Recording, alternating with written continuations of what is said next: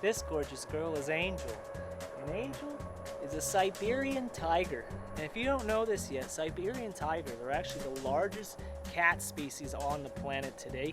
And they are truly some gigantic cats. Angel here, she's a female and she already weighs more than 350 pounds, almost 400 pounds. The males get even bigger.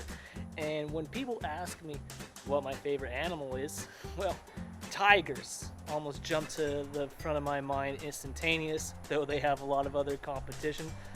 But what really breaks my heart is having a cat and a species that means so much to me on the brink of extinction. And we've already discussed in the past how extinction is such a terrible thing, but let's move away from that and let's start moving into a positive future. How can we fix the habitats that animals such as the tigers behind me, that the Florida panther needs, and lions, leopards, all the cats that live here, unfortunately are struggling in their native territories. And throughout my summer, I have found a way to sort of, break down extinction into manageable compartments so that from there we can start ticking off action items that will help preserve the environment and help preserve the species depending on it, such as the beautiful, beautiful Siberian tiger.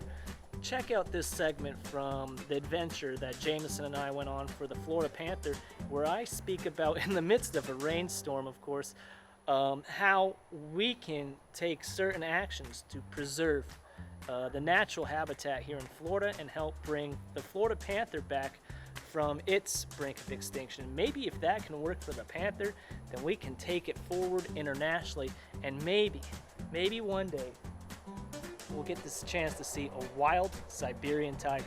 Fingers crossed, but who knows what can happen.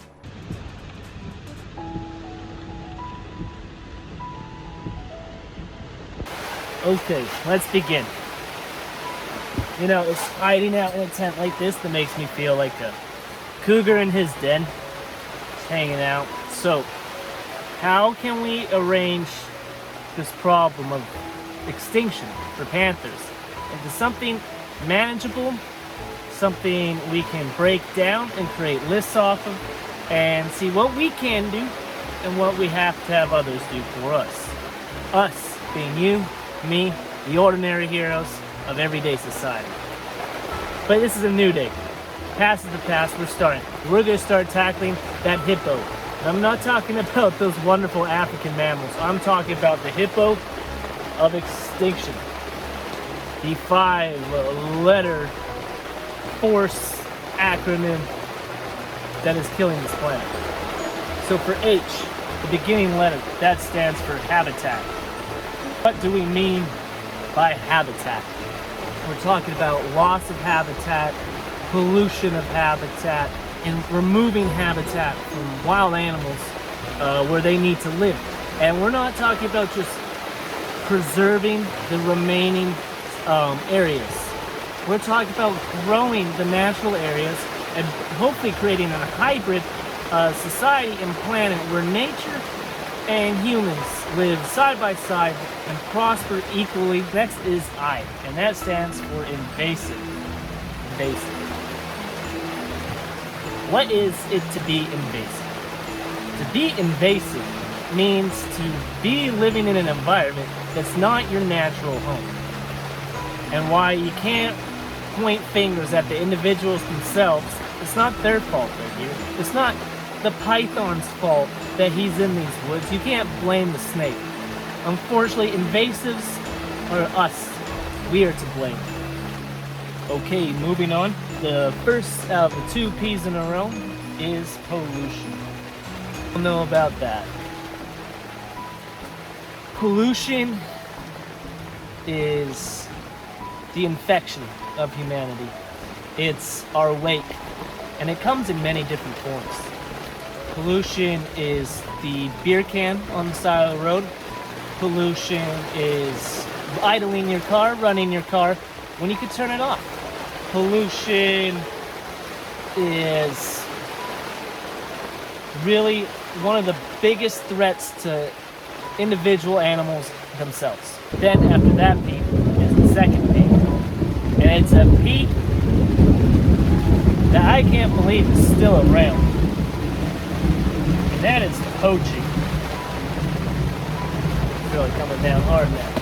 I can't believe poaching is still a thing in the 21st century. I understand that some humans have the instinct to assert themselves as the top of the food chain. So that means removing any sort of competition to them, and it becomes a sport. But the poaching of cougars still happening in the 21st century blows my mind. I cannot believe I'm having this conversation right now. And if you feel the urge to shoot a wonderful cat just to assert your dominance over that animal, I ask, if you give us 5 years, or give us the time to rebuild the species so that we can sustain your greed.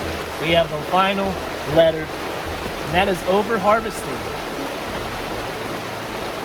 And that falls in, same as the above letter, poaching, that falls in to a really nasty trait of humanity, greed. You know, folks often say, home is where the heart is. And if that's the case, then this is my home, because these cats own my heart. But then again, all animals own my heart, whether out in the wild or in captivity. Captive animals are just as important as wild animals, for captive animals work as ambassadors for their wild counterparts without having facilities such as the Central Florida Animal Reserve dedicated to the cat's well-being, and also dedicated to help educating the public about these wonderful species. These cats in the wild and other wild endangered animals will have serious issues coming back from their desperate situations.